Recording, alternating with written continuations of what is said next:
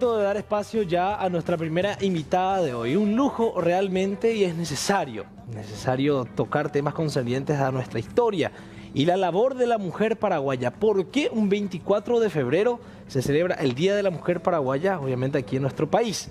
Mi querida Emi, damos la bienvenida a la profesora magíster Noelia Quintana Villajúa. ¿Cómo estás, profe? Qué placer. Muchísimas gracias por la invitación. Para mí es un gusto poder compartir este espacio y poder, por sobre todas las cosas, mencionar ciertos hechos históricos de nuestra historia en común.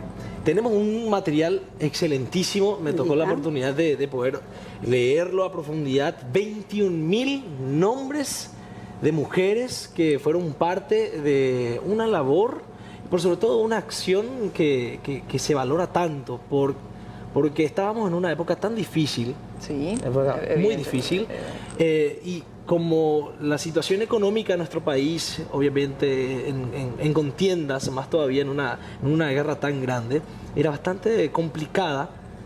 ¿Por qué un 24 de febrero se celebra el Día de la Mujer Paraguaya, profe? Bueno, tendríamos que saber, la gente del común suele decir, bueno, recordamos el Día de la Mujer Paraguaya por el hecho de que la mujer hace una dación de sus joyas, ¿verdad?, para solventar los gastos de la guerra. Pero realmente esa es una visión un poco simplista de lo que aconteció, ¿verdad? Tenemos que saber que en toda América era costumbre que las mujeres donen sus joyas para alguna causa. La propia reina Isabel la Católica donó sus joyas para la empresa de Cristóbal Colón para que él salga a hacer sus expediciones, ¿verdad? Y es así como llega al nuevo continente. En el año 1812, para ponernos en contexto aquí en Paraguay, ya las mujeres, ¿verdad?, Carmen Esperati, sus hermanas, ¿verdad?, justamente la esposa de Fulgencio Yegros, Juana María de Lara, ya habían ofrendado sus joyas para la defensa ante la invasión luso-brasilera al fuerte Borbón, ¿verdad? Entonces, ¿por qué la mujer entonces tiene ese gesto de entrega de joyas? Primeramente, tenemos que saber que la mujer siempre estuvo considerada como una menor de edad, siempre fue dependiente del hombre, ¿verdad? No podía firmar contratos. Entonces, todo lo que ella podía producir, ¿verdad?, es decir, el mercado Guazú siempre fue un lugar de mujeres.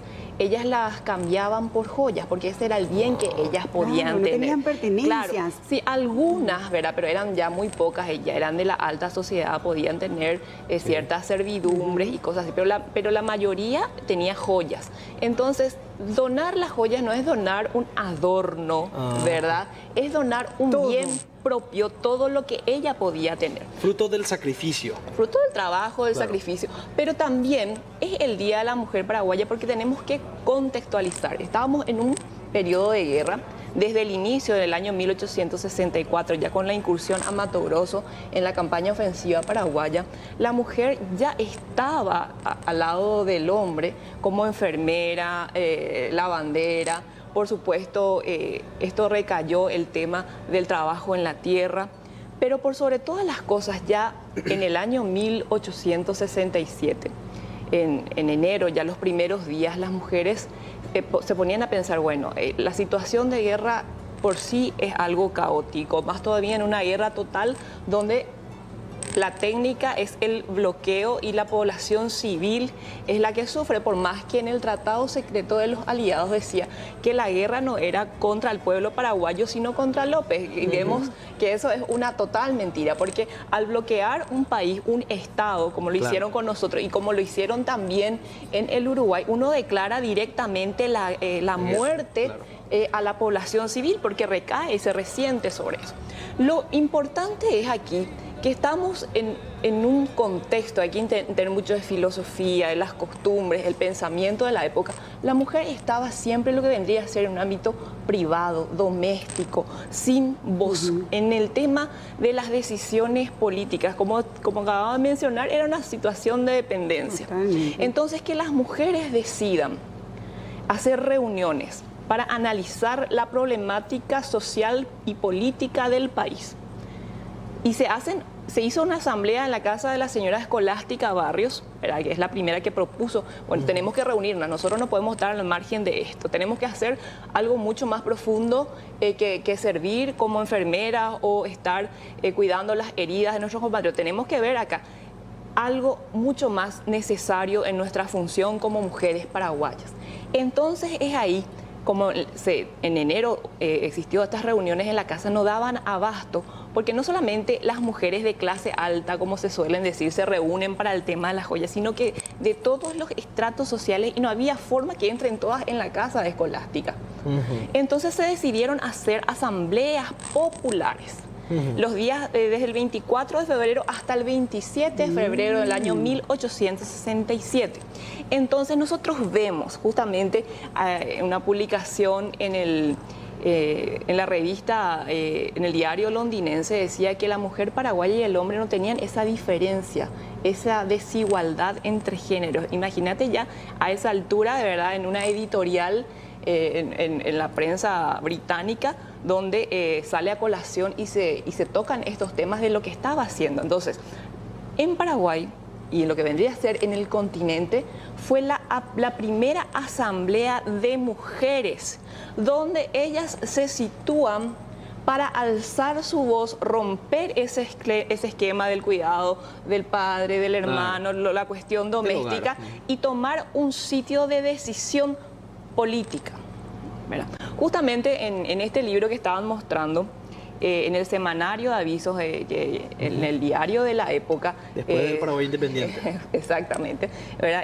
Salen estas publicaciones y estos discursos de las mujeres, y para que nosotras podamos entender por qué es importante no dejar de lado el 24 de febrero, porque normalmente se suele dar mucho más énfasis o mucha más prensa al 8M, ¿verdad? El 8 de marzo por la internacionalidad. Pero lo que hicieron las paraguayas fue algo mucho más importante que una lucha sindical por derechos laborales, sino es romper toda una estructura cultural, ¿verdad? Sí, total. Eso se dio en Paraguay. Esto se dio en Paraguay con las mujeres paraguayas. Y estos discursos no son románticos. Estos discursos no dicen, nosotras nos reunimos aquí a rezarle a Dios. No. Las mujeres dieron discursos fuertes, contundentes. Yo perdí a mi marido, decía una. Perdí mi esperanza en lo que vendría a ser la guerra que nos trajeron los aliados. Yo pido permiso para donar mis joyas, es decir, estamos hablando de su bien propio, y portar los colores patrios y ofrendar mis brazos para el trabajo, y si es necesario, mi propia vida, y que Dios nos dé el don del rayo. Estaban hablando de algo muy fuerte para aniquilar a la oprobiosa alianza, a los enemigos que nos trajeron la muerte. Es decir, no estamos hablando acá de un discurso romántico, estamos hablando de mujeres que pedían justicia ante el mundo, porque estas noticias se convertían en algo internacional. Decían que no tenían miedo, denunciaban la barbarie aliada, y por sobre todas las cosas ellas decían que la patria, ¿verdad?, era lo primero para ellas, y no caer, porque las mujeres en el año 1867 ya sabían que la mayoría eran utilizadas en la guerra como escudo, es decir, los brasileros específicamente fueron los que arreaban a las mujeres y la utilizaban como escudo para que los propios paraguayos no puedan combatir contra ellos. Aparte de ser violadas, degolladas y mandadas o enviadas como esclavos con sus hijos al Brasil, ellas sabían la suerte, es decir, estaban conscientes de la situación. Entonces, tratar de escribir una historia que impuesta por los vencedores, diciendo que estas mujeres fueron obligadas a donar su bien, es porque no se está entendiendo el contexto. Para nosotros, los paraguayos, esta guerra no fue una guerra, digámosle, de meramente una política exterior, conllevaba algo de fondo muchísimo más profundo. Está la familia, la defensa del hijo, el esposo, el hermano, el padre del hijo, del terruño. Es decir, evidentemente la situación y la actitud de todo un pueblo es muy diferente a los que nos pintan, inclusive en la historia convencional, ¿verdad?, que escribieron estos ganadores para tratar de justificar el genocidio paraguayo. Y evidentemente la mujer se acerca al cuartel del mariscal optando por el peligro, cuando le era mucho más fácil poder dirigirse a las campañas de los aliados que estaban todos también aquí en el territorio, pero lo hizo por amor a su familia, acompañando a la familia y por supuesto también apoyando a la causa nacional, porque ellas no querían estar encadenadas, como decía su discurso, políticos. Bueno. Permiso, profe. Como estamos hablando de un contexto donde la mujer no tenía participación política, ellos incluso no tenía voz. He leído también en este material que del hogar quisieron ir hasta incluso a los campos de batalla, quisieron portar armas. Es que fueron, y justamente ella decía, va a llegar la situación, tan conscientes estaban del tema de la guerra, porque a nosotros nuestras victorias y nuestras derrotas, vamos a decir, nos perdíamos recursos no solamente en elementos bélicos, sino también en recursos humanos. La guerra es una cuestión de matemática. Cuanto más armas, más hombres tenés más probabilidades de ganar. Entonces la mujer estaba consciente que en algún momento determinado nuestros hombres no iban a poder ser reemplazados por otros, como podían hacerlo y tenían facilidad los aliados, ¿verdad?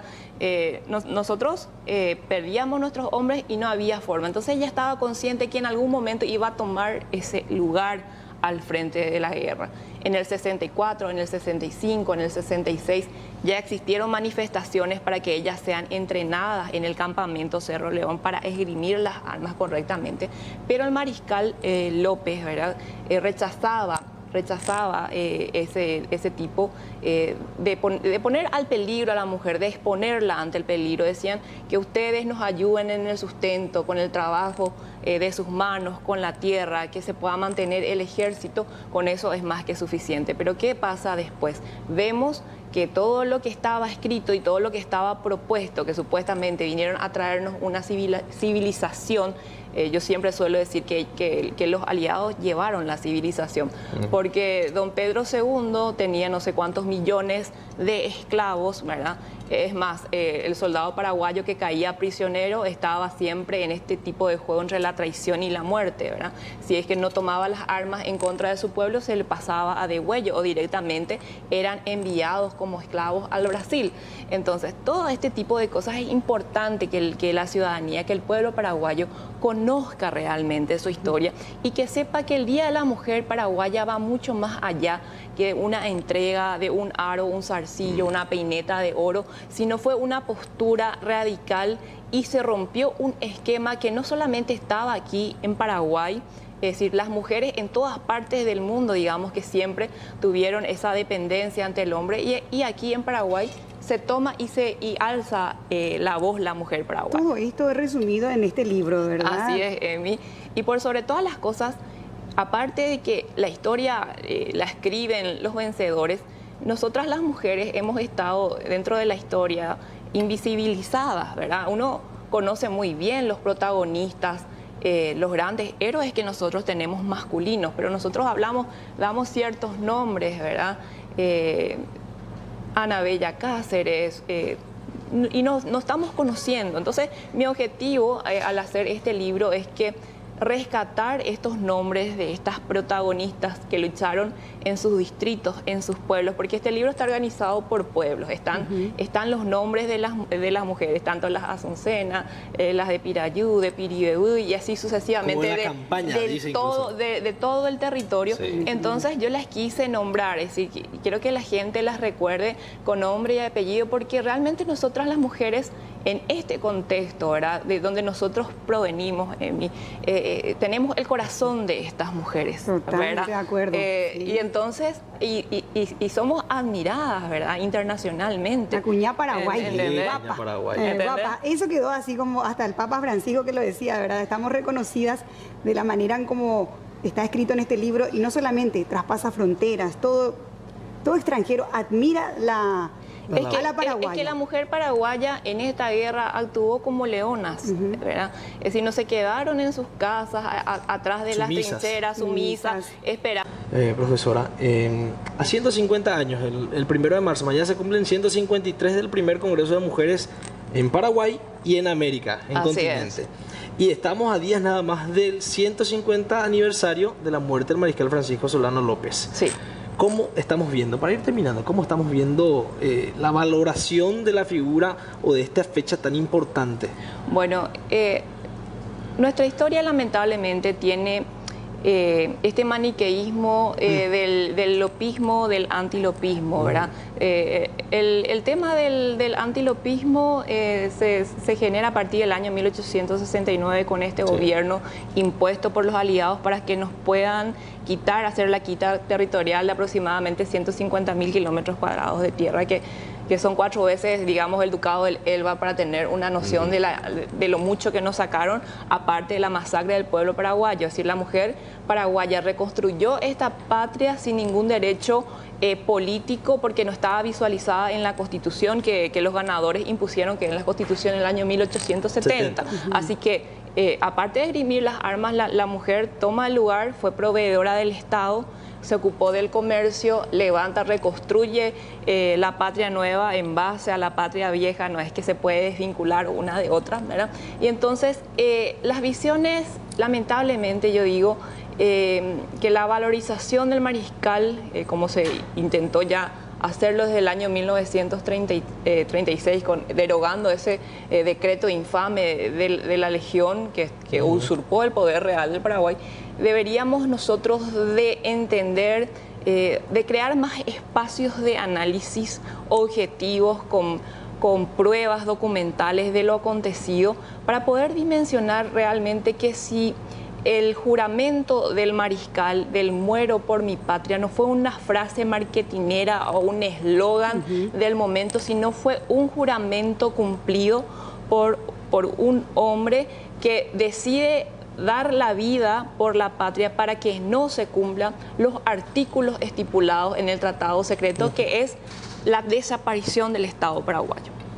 Interesante. O sea que para el próximo programa, que va a ser el especial del Día de los Héroes, va a ser una temática, sería genial incluso tenerte de vuelta. Podemos también traer a otros historiadores para hacer un análisis y un debate que sería tan importante, incluso con pruebas documentales, por supuesto, ¿no? Sería genial. ¿Te suma la idea? Me suma la idea. Me encanta. Y por sobre todo invitamos a la gente a poder adquirir este libro, La mujer paraguaya durante la guerra de la Triple Alianza. Un elemento instructivo, didáctico y por sobre todo muy pero muy útil para comprender el valor que se le tiene que dar a la mujer paraguaya y por sobre todo la importancia de su rol durante esta época tan difícil. Así que gracias, profesora. No, gracias a ustedes, un gusto poder compartir este espacio, nuestra historia en común, y para enseñar y comunicar también por qué es el Día de la Mujer Paraguaya y por qué no hay que dejar de lado nuestra propia fecha y poner en primer lugar fechas internacionales. Un aplauso para la mujer paraguaya.